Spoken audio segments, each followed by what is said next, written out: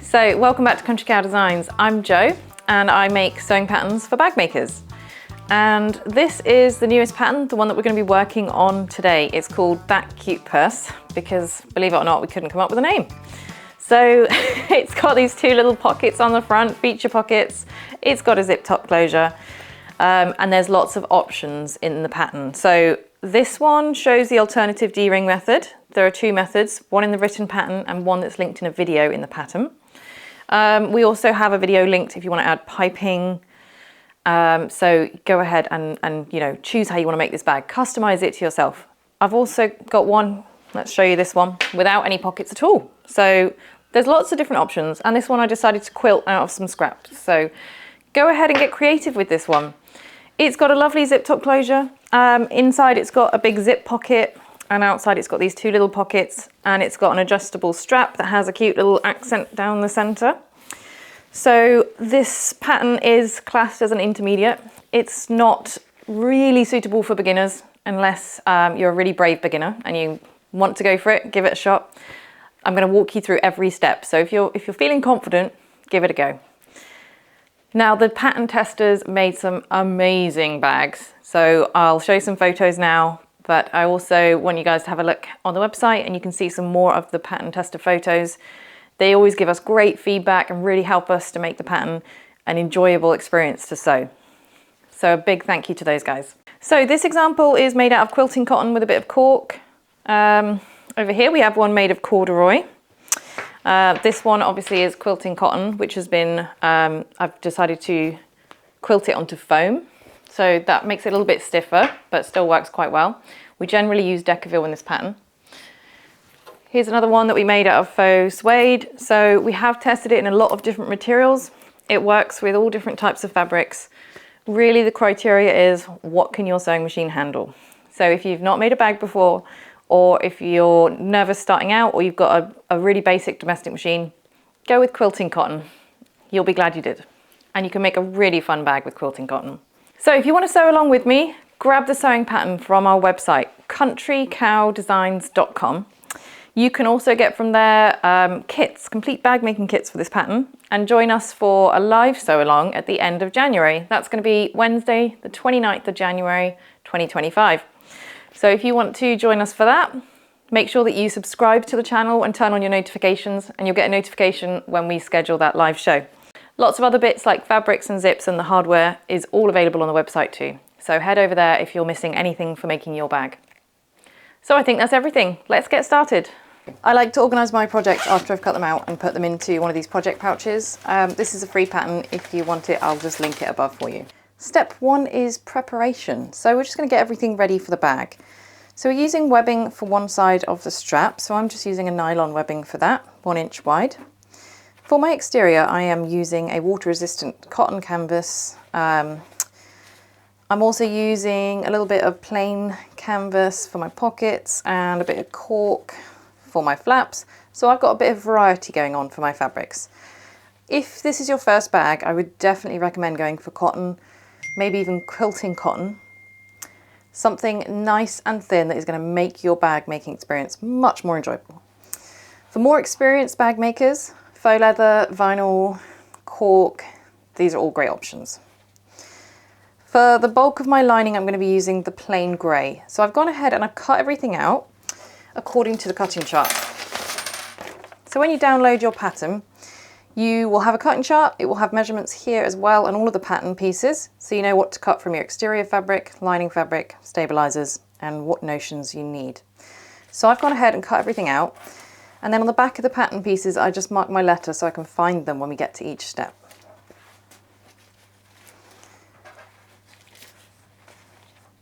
You'll also notice that it has an asterisk noting when you need to add woven interfacing. So some of these pattern pieces don't have any interfacing and some do. You'll also have your stabilizers for your main panel and your gusset, both of which you want to fuse to your exterior pattern pieces. And you'll notice that the stabilizer is smaller than the pattern piece, so it will be kept out of the seams, but it will give the bag its structure.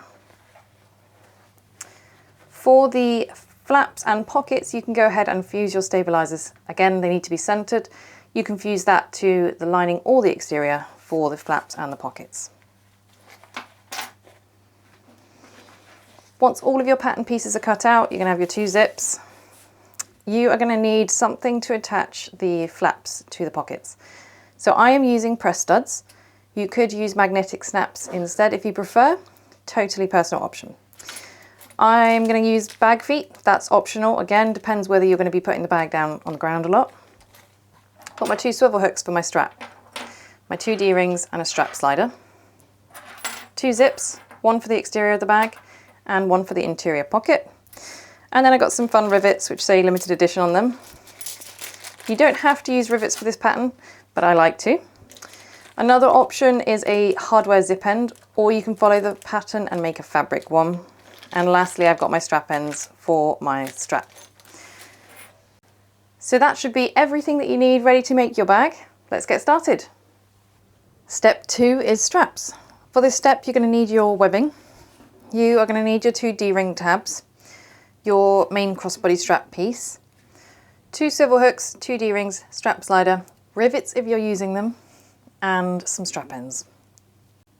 So the first thing you're going to do is draw a line down the center of the strap on the back. And then we're going to fold these long edges into this center line and give it a good press. So if you're using cotton like me, you can go ahead and press this with the iron to hold it in place. Or if you're using another fabric that doesn't like the iron, like faux leather, you can go ahead and use some double-sided tape. And we're just going to do that down the whole length of this strap. Now, if your fabric piece wasn't long enough to cut in one piece, because it is quite a big piece, you can go ahead and have a join in it, but you want to join it before we fold it here. So it should already be joined before you press it. So now that's done, I'm just going to move my other bits out of the way. And we're going to focus on the webbing. So this should be the same length as your strap. And what we want to do is place the strap onto it so that it's showing a little bit of webbing on either side, just a tiny bit. And making sure that the raw edge here is then hidden against the webbing. I'm going to hold it in place using a bit of double-sided tape. And if you're worried about the tape gumming up your needle, you can either keep it centered like this so that it's not going to be in your stitch lines, or you can use a Microtex needle or a super universal needle. Both of those have a coating on them, or for the Schmetz brand at least, I know they do. It's like an anti-stick coating, so it's really helpful when you're sewing through adhesives. Okay, so for the whole length of the strap, I'm going to place the fabric onto the webbing. These should both be the same length, so you can just match up the short ends. And you can see I've got a tiny bit of webbing showing on each side, just to give it kind of like an accent. Make it look cool. So yeah, there you go. We're going to stick that together down the entire length.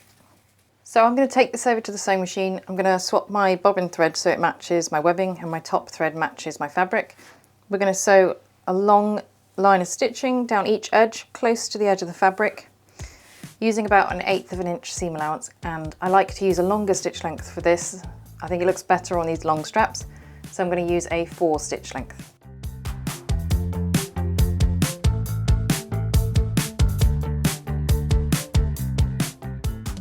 When you're sewing straps, it's usually best to sew both sides from the same direction. That way, if your fabric is stretching at all, it will stretch in the same direction and you won't end up with like a wobbly or twisty strap.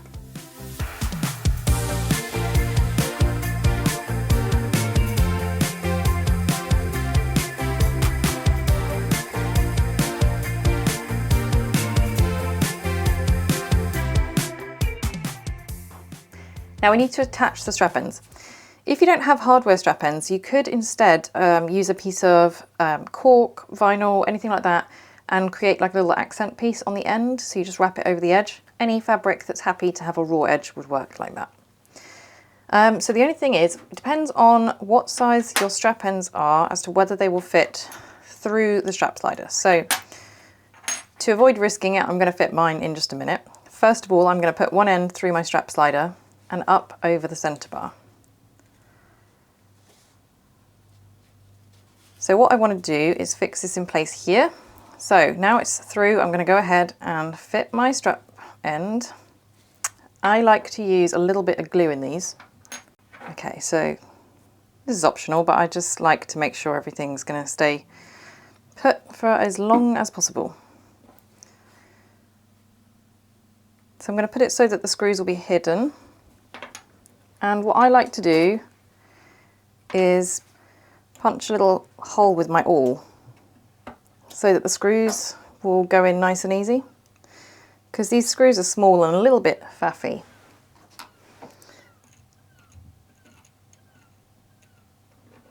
So I just want to be sure that they go in as easily as possible. Okay, so now I'm just going to go ahead and fix that in place here with a rivet. If you're not using rivets, you're going to need to sew a straight line here as close as you can get to the center bar, and then another straight line at the end here. Or if you can manage it, you can even do a box. Okay, so the next thing we're going to do is grab a swivel hook, and you want that to go on the other end of the strap. And you're going to bring this end up and over the center bar.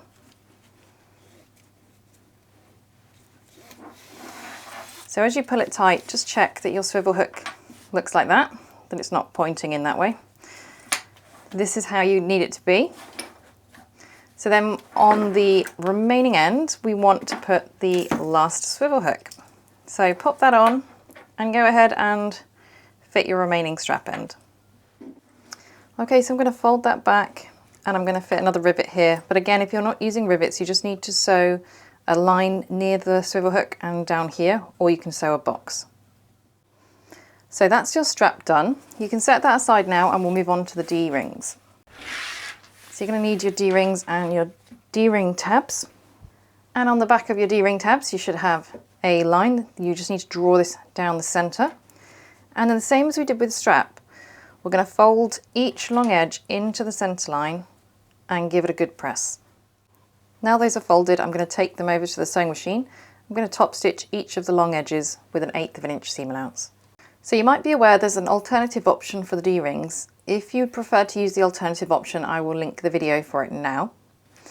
For this method, we are going to flip these over and we're going to mark the center on this edge. So this is the edge with the raw open sides, okay? And I'm just going to mark the center, it doesn't have to be exact.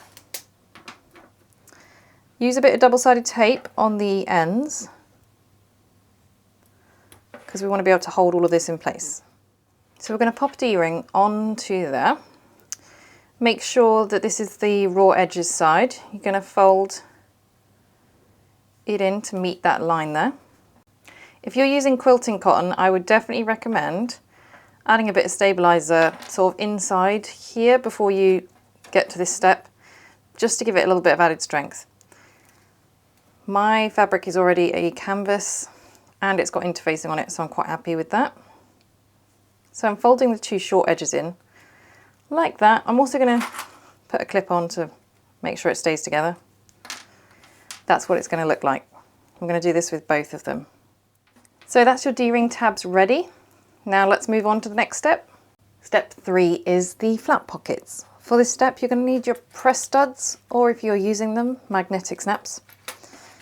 You're going to need your exterior flap pieces, lining flap pieces, exterior pocket pieces and lining pocket pieces. Yes, I'm using the same fabric for both. And one of your main panels.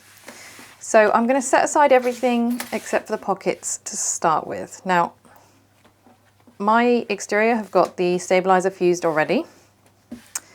What I've done is I've marked a line 3/4 of an inch down from the top on all 4 of the pocket pieces, and this is on the wrong side of the fabric. Then what we're going to do is mark a little line 1 inch in from the edge here, so that we know where to sew up to when we're sewing the bottom of the pocket. So you want to do that on both of your exterior pieces. So we're going to fold the top down. The reason we've marked this line, this is where we want to fold the fabric down to.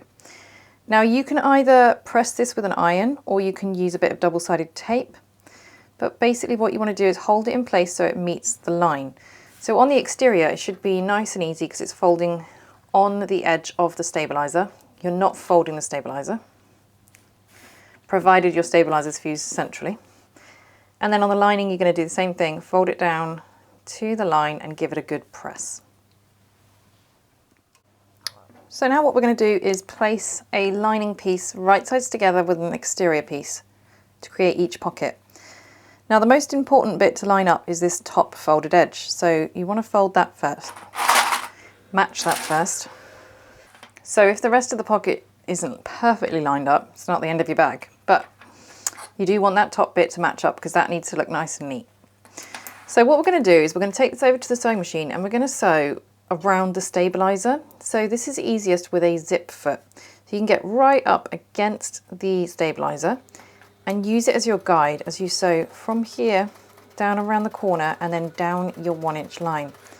You do the same on the other side. So we're not sewing the top and we're not sewing the bottom. So now's when I like to use my pinking shears. So if you use them on these curves and just up near the corners, it will help reduce the bulk in the seams and your pocket will sit neater. But make sure that you don't cut your stitching when you're doing this.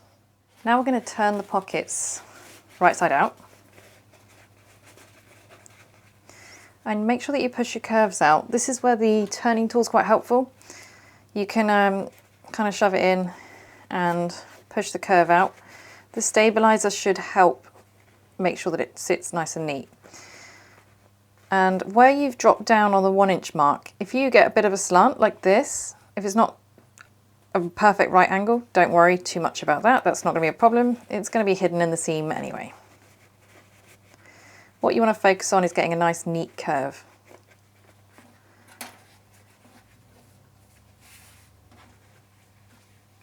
So I'm going to take that over to the iron and give it a good press. Make sure that your top edges line up nice and neat. So we want to top stitch this top edge close. I'm just going to make sure it's lined up and then clip it together.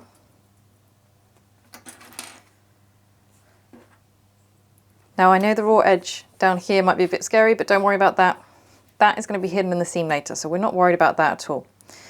And if you have a little bit of a slant here like mine, you can just try and push it out a little bit. But it's not really a problem because anything below the curve is going to be hidden. So don't worry if it's not a right angle like we sewed, that is absolutely fine.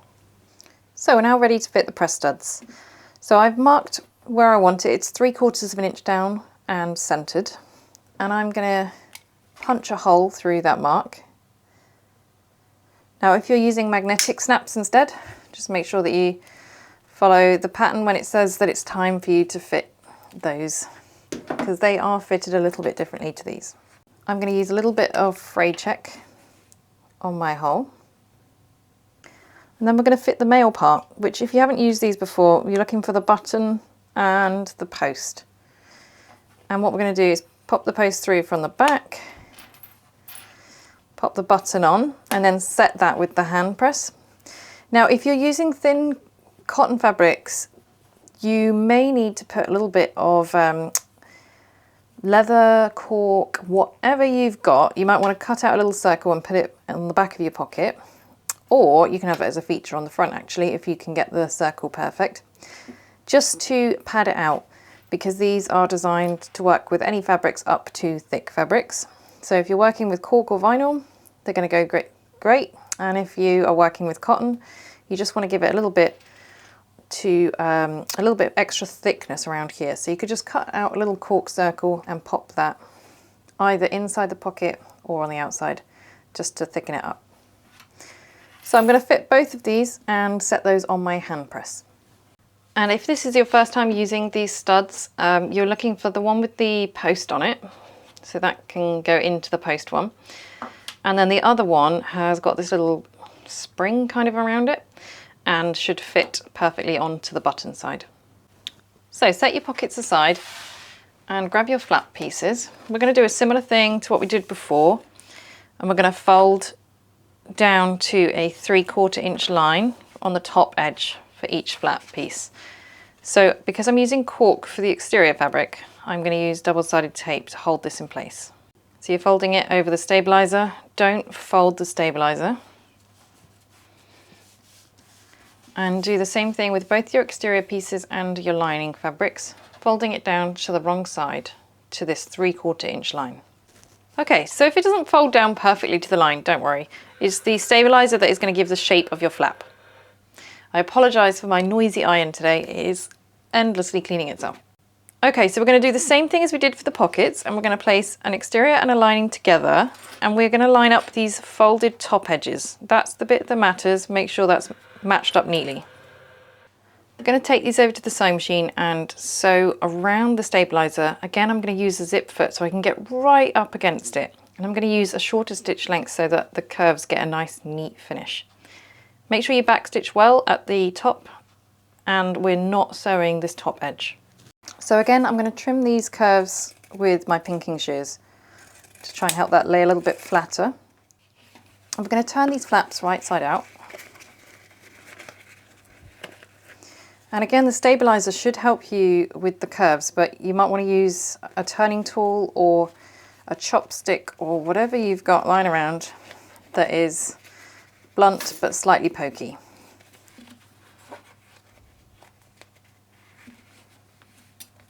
And you want to get this seam quite flat so you're not seeing too much of the lining fabric poking around the flap. So we're going to go ahead and top stitch the sides and the curve. We're not top stitching the top edge yet because we're going to sew that down later, and we don't want to be sewing over the same stitches. So you're just doing around the curve here with an 1/8 of an inch seam allowance. I've changed my presser foot to a Teflon foot so that it doesn't stick on the cork, but I'm also using a hump jumper as I begin on the flap because this will help me get over the hump at the beginning and make sure that I don't get any skipped stitches.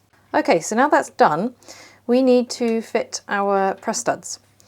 So I've marked 1 3/4 inches down from this top edge and centered, and that's where I'm going to go ahead and fit my press stud. So I'll just punch a hole for this. Now again, if you're using a magnetic snap, make sure you pay attention to the pattern for when you need to fit that. For the female part, we have this large rivet and this donut piece, and the rivet goes on the outside and the donut goes on the inside, and it doesn't always click in place until you've pressed it on the machine. So I'm going to take that over to the hand press and set that. And this time for the dies, we're using this one which has like a sunken bit and a post which fits onto the donut, and then a large kind of rivet one just for the rivet. And that's what you're going to use to press those in place. Okay, so that's the flaps. Now grab your main panel, and we're going to start by fitting the pockets. So what you want to do is measure and mark a line 1 1/4 inches in, or if you don't want to mark it, you could just leave your ruler here. So you're going for 1 1/4 inches in. You're going to place a pocket there and clip that in place on the bottom there. And then from the other side, also 1 1/4 inches in.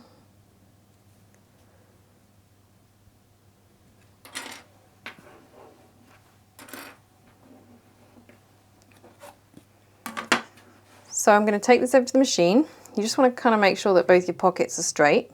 And what we're going to do is back stitching really well here. We're going to sew down the sides, across the bottom and up, and back stitch well where you're finishing, because that's where the pocket's going to be under the most stress.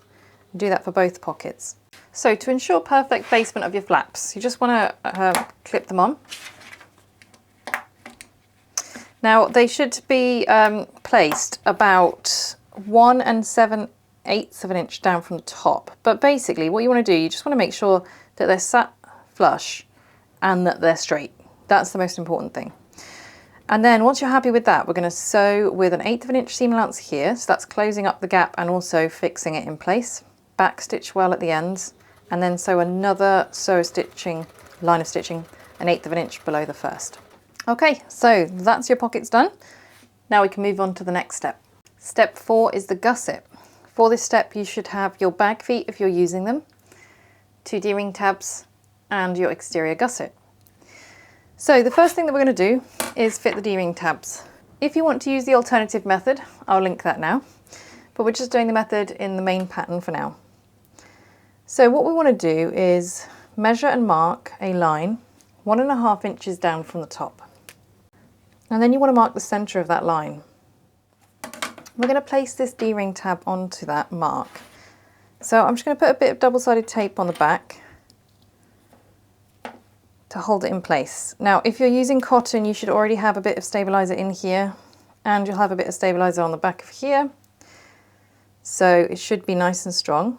We're going to place it so the top of the fabric here is on the line that you marked. Make sure you're using an erasable fabric pen for this. Now I'm going to take this over to the sewing machine and sew a box here. If you're using rivets, you can then fit a rivet through, or you can fit it through at the very end once it goes through the lining as well. If you're not using rivets, you want to sew an X here as well, just to reinforce it. We're going to do the same thing with both D-rings. Okay, so now I'm going to go ahead and fit a rivet here. I'm just going to make sure these ones are bigger than what I'm used to, so I just want to check my placement.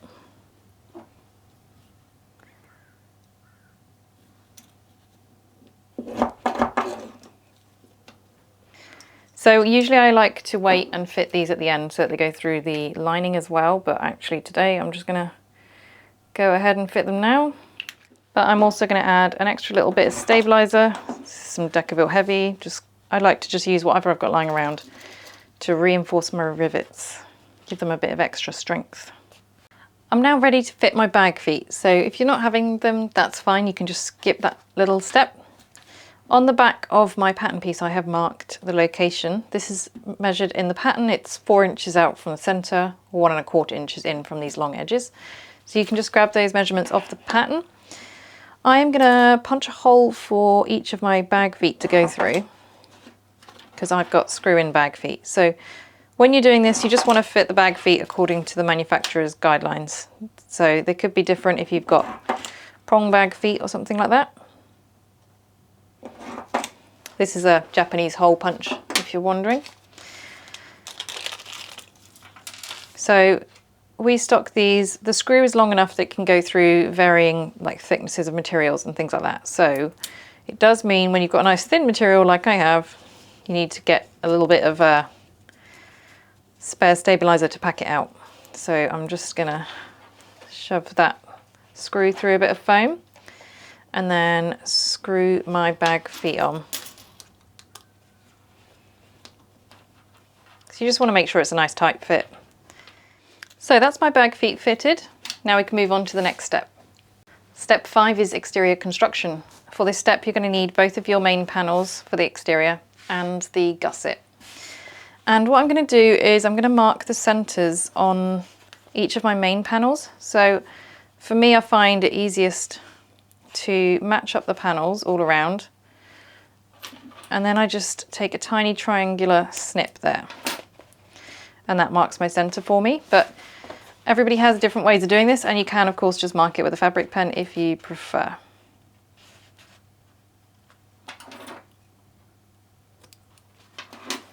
Okay, so we're going to attach the gusset. I am going to start with the pocket panel because this is the one I want to look the best. It's going to be on the front of the bag, and so I find the first one you do is the easiest, therefore hopefully it'll come out the neatest. So what I'm going to do first of all, I'm going to match the centre of my gusset to the centre of the panel on that bottom edge and clip together.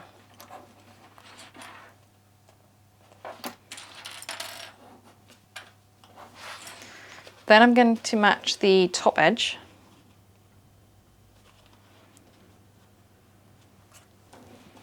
and clip that together.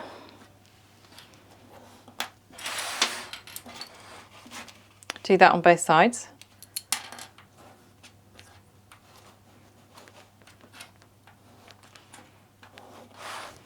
Okay, so you should have where your gusset doesn't quite fit, that is what we want, okay? Because the circumference where we're sewing is going to be smaller than the panels, so that's correct. What we're going to do is just snip into this just a little bit, just small snips. They're probably about 1/4 inch. You don't want to go any bigger than that because your seam allowance is 3/8. This should allow it to fit neatly around the corner like this as it spreads out. So you can see how the cuts allow it to spread out and fit around this corner here. So now I can clip that in place. Now gussets really depend on the individual. I like a really tight gusset. Some of my pattern testers don't. So this is kind of up to you. I find the easiest way to sew this, to get the gusset that I want without any puckers, I think I need a tighter gusset, but it really is up to the individual. So what I would recommend is start here in the center and sew out around here.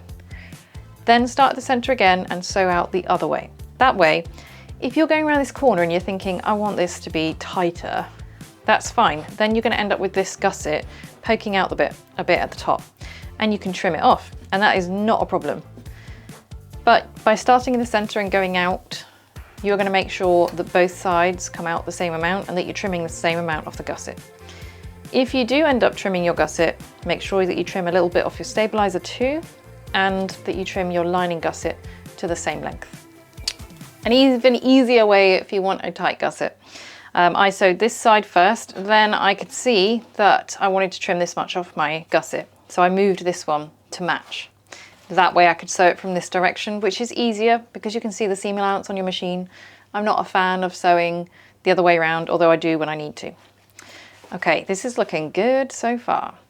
So what we're going to do is we're going to place the same one on. Now, if you have, like me, decided I want a really tight gusset, then just go ahead and trim it now so that it matches the top panel. That way, when we sew this second panel on, it's already going to be matching. Okay, so I've just taken this amount off, it's just over 1/8 of an inch. I'll trim the same amount from the top of my lining gusset so that it matches. So I'm going to match up my center mark here on this second exterior panel. Then I'm going to match up my top corners next. And then you can go ahead and sort out the corner.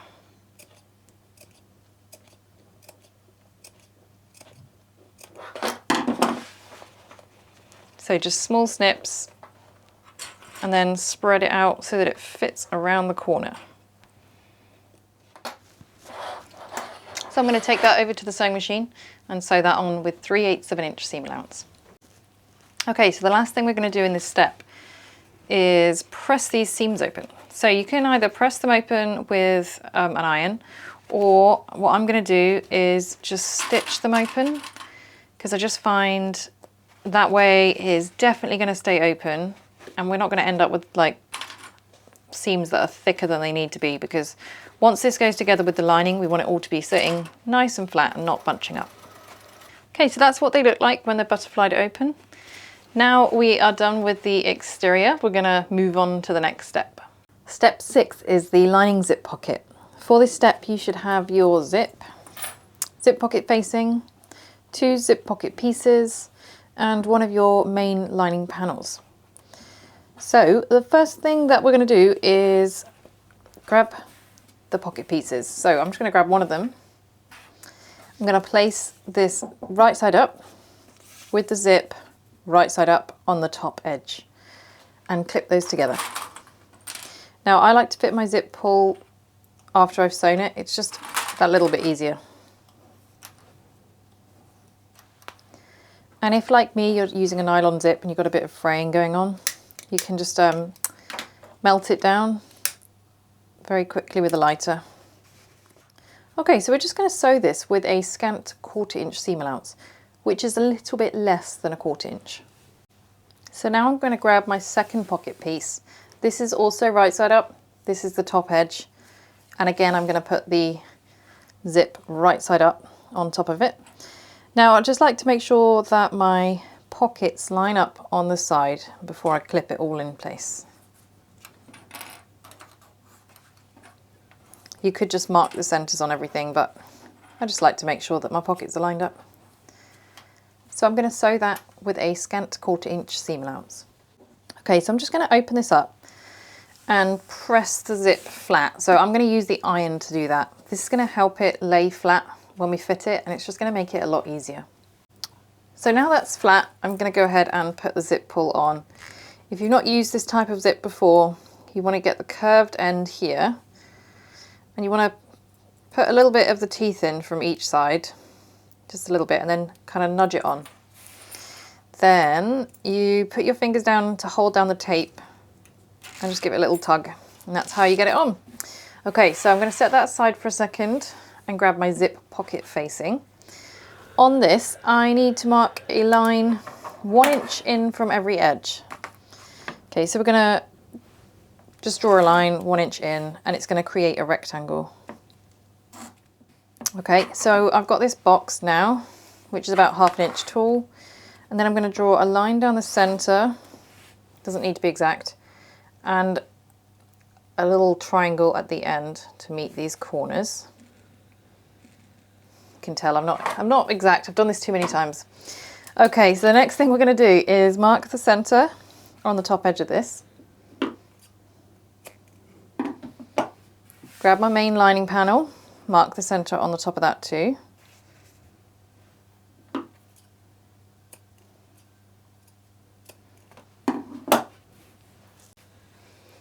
And then I want to place this right sides together, but I want it 3/4 of an inch down from the top. So I'm just going to line up the center marks here. Hang on, this side will be easier. There we go. Okay, 3/4 of an inch, line up your center marks and pin those together. Got my pins inside the box, so if you've got a fabric that doesn't heal, like polyester canvas, then just make sure that you won't have a problem.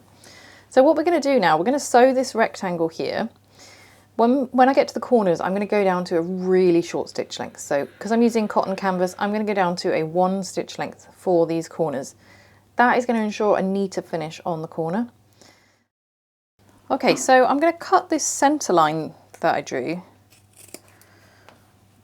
I'm going to cut all the way along and then cut into these corners. Now you need to get as close as you can possibly get to these corners without cutting your stitching, and that's very important that you don't cut your stitching.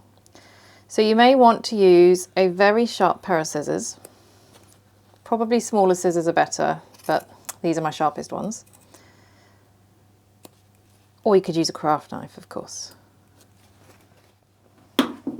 Okay, so I'm going to take this over to the iron, give it a good press like this on all 4 edges. Then I am going to pull this facing through to the back.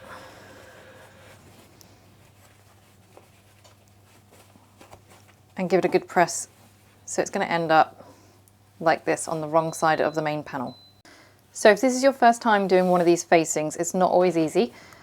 The iron is your best friend, and getting close to those stitches is really important. What we're going to do now is fit the zip pocket behind it. So I've got it so that the zip is right side up, the fabric panel is right side down. And I'm going to apply a little bit of glue along the edge of the zip. So I don't want this to show, so I'm going to keep it right on the edge. But it is going to make it a lot easier to hold in place as we sew. Okay, so now I'm going to place this over the top, and this zip pocket facing should line up with the pockets, so then you can make sure it's centered.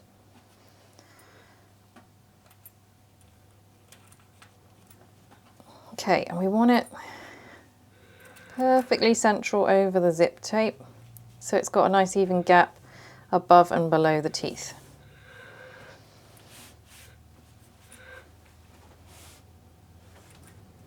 Okay, I'm pretty happy with that. It's really important that your pockets stay open like this when you're sewing it, otherwise you're going to sew your pocket closed. So make sure that your pockets are open. We're going to stitch all the way around here using an 1/8 of an inch seam allowance. Make sure that your thread matches your panel, because it will really make a difference to how neat it looks.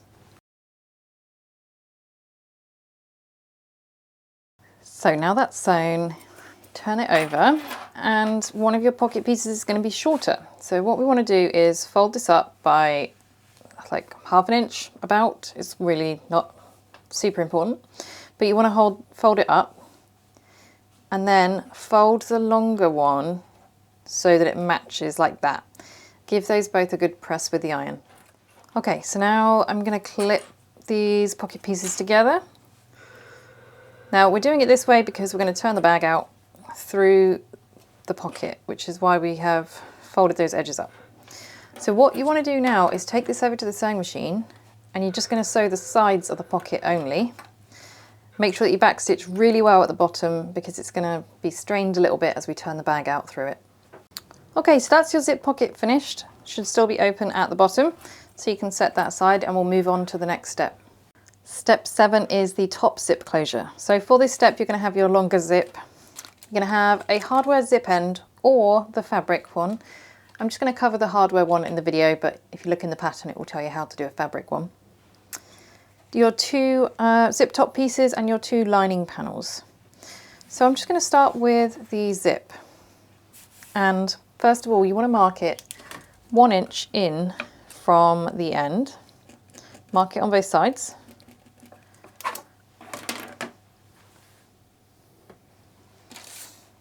And then you want to separate the zip, and I'm just going to pinch it like on the line.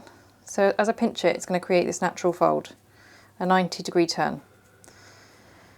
And you could take this over to the sewing machine and sew it in place, but I'm actually a much bigger fan of hand sewing it with a couple of rough stitches, because then I can hold it exactly where it is. It just wants to move around when I do it on the machine. This does not need to be neat. No one's ever going to see this stitch.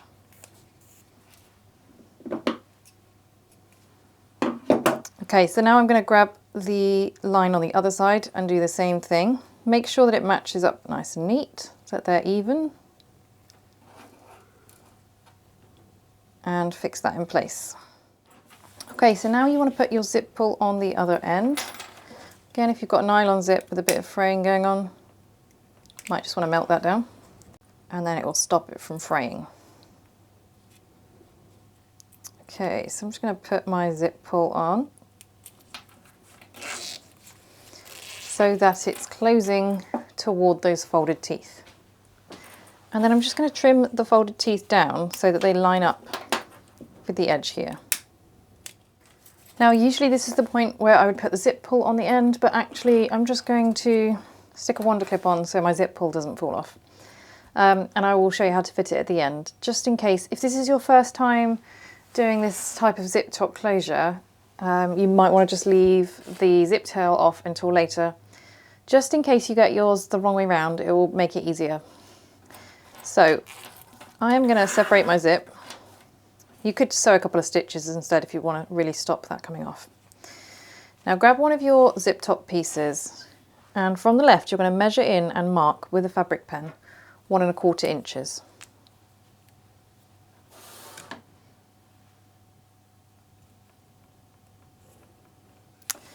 And from the other side you're going to do 1 3/4 inches.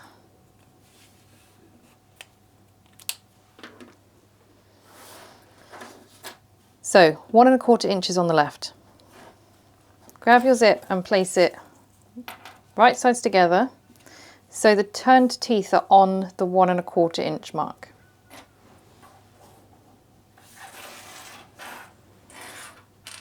And then just clip it along the rest of the way until you get to your second mark.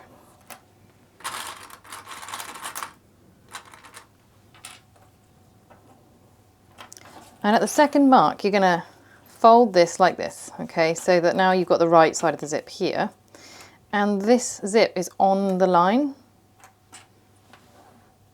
There we go, so you've got a nice 90-degree angle. We're going to go ahead and baste that in place. I'm going to change my presser foot to a narrow foot so that I can achieve the 3/8 of an inch seam allowance that we want with this zip later.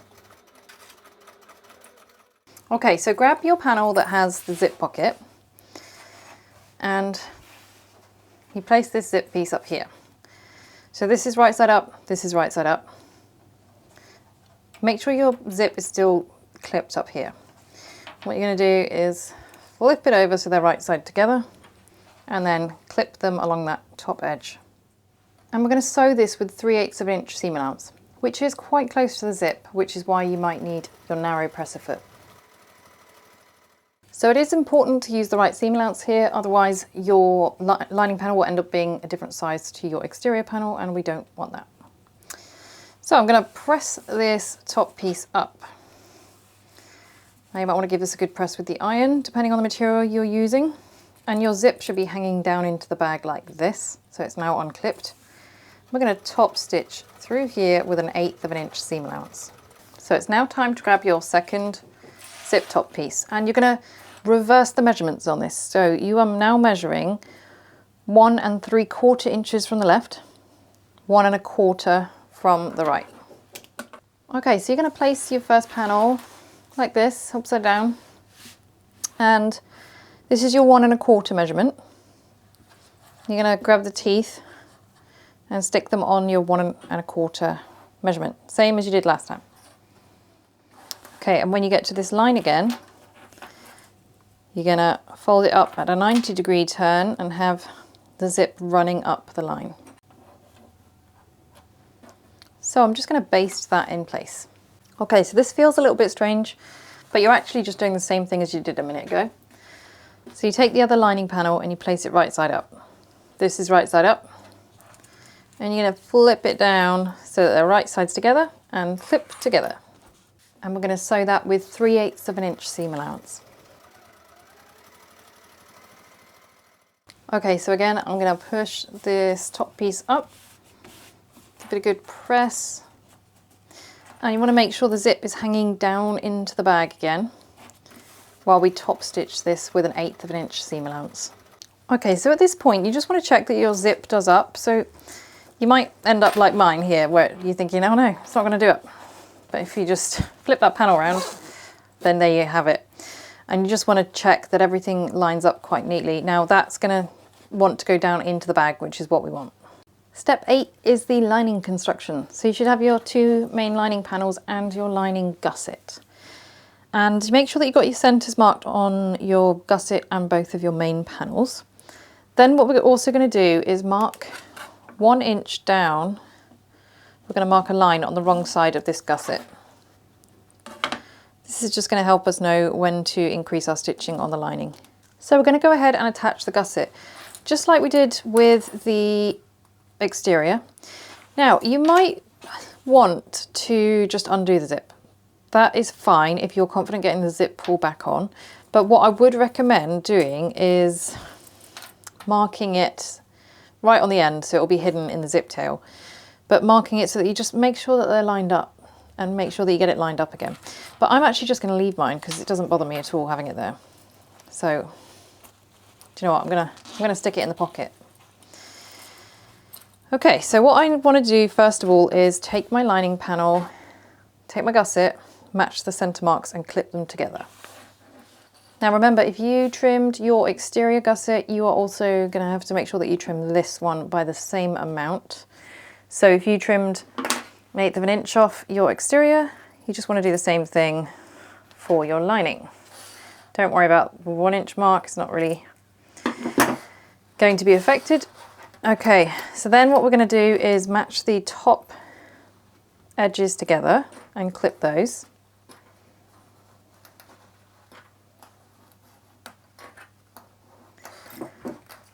And then as you get to this corner, you can do your 1/4 inch snips.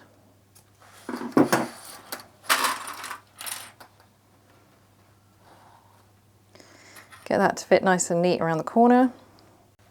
And we'll do the same thing on the other side. I'm going to match up the top first. Okay, so we're going to sew this gusset on. We're going to start at 3/8 of an inch seam allowance. When we get to this line, we're going to increase it to 1/2 an inch. And then do 1/2 an inch all the way around and change back to 3/8. The reason we're doing this is to make sure that the lining is slightly smaller than the exterior so that it fits neatly inside without being saggy. But it has to be 3/8 of an inch at the top, or else the lining won't fit in for the top stitch into the exterior.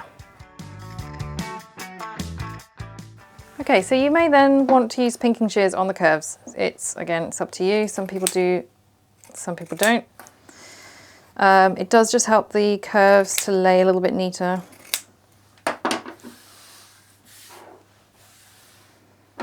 Okay, now we're ready to attach the remaining panel.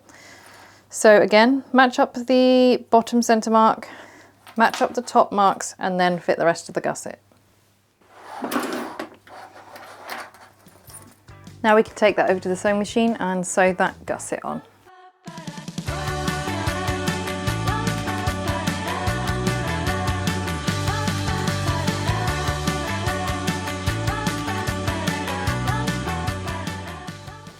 Okay, so I'm just going to use the pinking shears again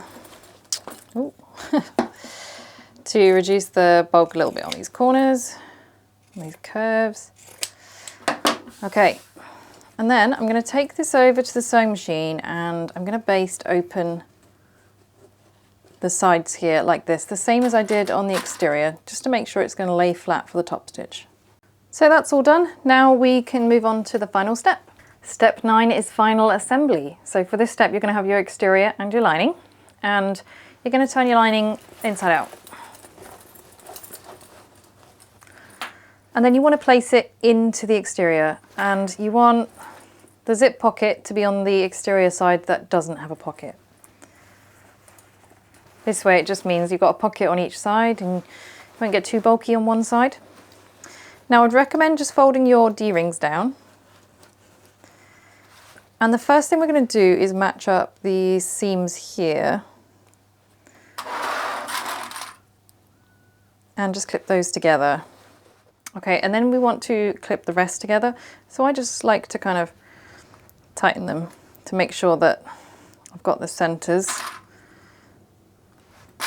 And then I just clip the rest in place. Now, if they're not fitting, it will be because one of your seams, one of your fall seams on either the lining or the exterior is not quite right, and that will then kind of throw the whole thing out. So it should be easy to spot whether it's the lining or the exterior that's the problem, and then you can just kind of sew an extra seam really to tighten it up. But they should, if you've used the same seam allowance, 3/8 of an inch at the top on both, they should fit perfectly. Okay, so I'm going to take that over to the sewing machine and sew this with 3/8 of an inch seam allowance. I actually find it easier to do like a basting stitch at about 1/8 or 1/4 of an inch first, just to hold it all in place. Then I remove my clips and then I sew it with the 3/8 of an inch. So that's what I'm going to do. Because I've got a flatbed machine, and like when I take it off and I've got the arm, it's just, this bag's quite small, it's not going to fit over the arm. What I'm going to do instead is sew it from the inside. So you probably won't be able to see it very well on camera, but I'm going to be sewing it from the inside all the way around. That is going to be a lot easier if you have a flatbed machine. Okay, so I definitely recommend using a matching thread to your fabric colours. That way, if the thread does show a tiny bit when you turn it out, sometimes it does, at least the thread colour will match and you won't be able to see it. It's also worth noting that you could do a second row of stitching 1/8 of an inch behind the first, or even less maybe, just to strengthen those stitches, and that makes it less likely to show. So we're going to turn the bag right side out. Now if you didn't open your pocket, that does not matter. You just put your hand through now and grab the back of the zip pull and just nudge it to the side and open the zip. Should be quite straightforward. But we're going to now turn the bag out through the pocket.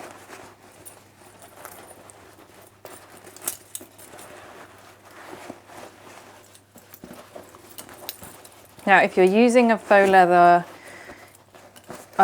this is going to be harder, or even maybe a wax canvas, it's going to be harder.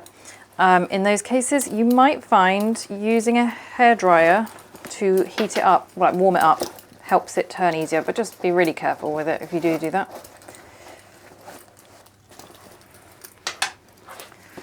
That's looking pretty smart. Okay, so you just need to spend some time like pushing your corners out, pushing everything out, all the seams, get them sitting nice and neat. Don't underestimate what a difference it makes. And then we are going to have to sort out this top seam. So you want this top section to go in to the bag, okay? This is the seam we're looking for. You could press this with an iron, or you can just kind of like roll it between your fingers and then clip it. I'm going to go with clips today. The neater you get this seam, the easier it is going to be to top stitch it. Okay, so I'm going to just push my lining in, get everything to sit a little bit neater. We are now going to take this over to the sewing machine and top stitch it. This is the scariest part. I am again going to top stitch it from the inside because my machine it's going to be so much easier. If you have a is it called a cylinder arm machine or something, or if you have a domestic machine where it comes off and you've got the arm, you might find it easier to put it around the arm and top stitch. Otherwise, yeah, I find it easier to top stitch from the inside personally. I know a lot of other people, they'll turn the bag inside out, so then they can top stitch it from the inside, but this would be the exterior of the bag, so that is another option. Okay, so one last optional thing that you can do, if you want your lining to sit really neatly on the inside, you can get a bit of fabric glue and place it on the stabilizer here. Now, this is assuming that your fabric isn't the kind of fabric that shows with glue, because if your lining fabric is really thin and you don't want to have like glue stains, but I don't find that a problem when my fabric is interfaced, so I'm going to go ahead. Okay, now I'm going to place the lining gusset into the exterior gusset, making sure that it lines up. So it's going to sit a bit neater inside. Now this obviously needs a really good press, but first of all, we have one last bit of sewing to do, and that is to close off our pocket.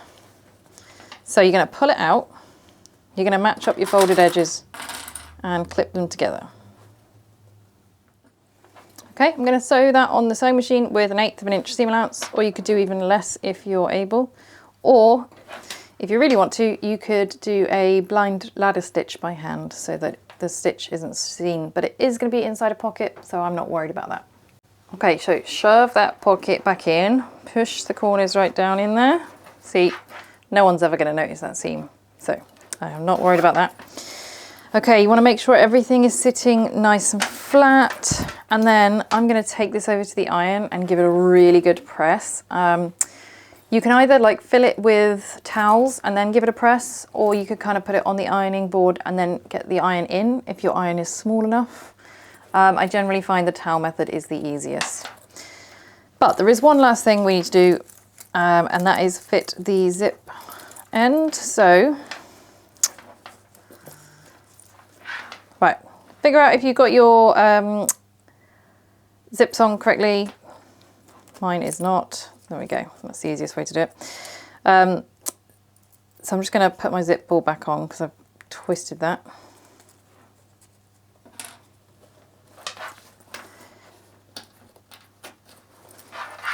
Right, make sure that your zip is closing before you put your zip end on. Now, I'm using a hardware zip end, so I'm just going to trim this into like a V. And then stop it from fraying.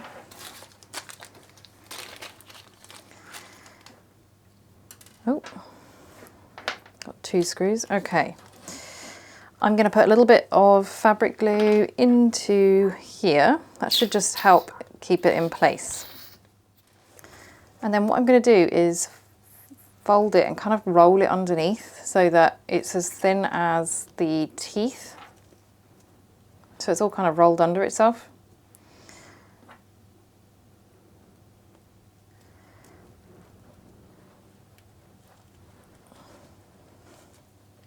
Then I'm going to pop that on. Okay, just about got it in there. So now I'm going to just use the awl to kind of make a hole for it. And then I'm going to screw it in.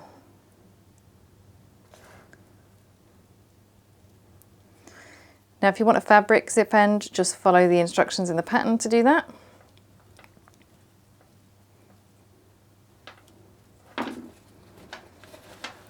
Tuck your zip in. Okay, so I'm going to take that over to the iron, give it a really good press, attach my strap, and then we are done.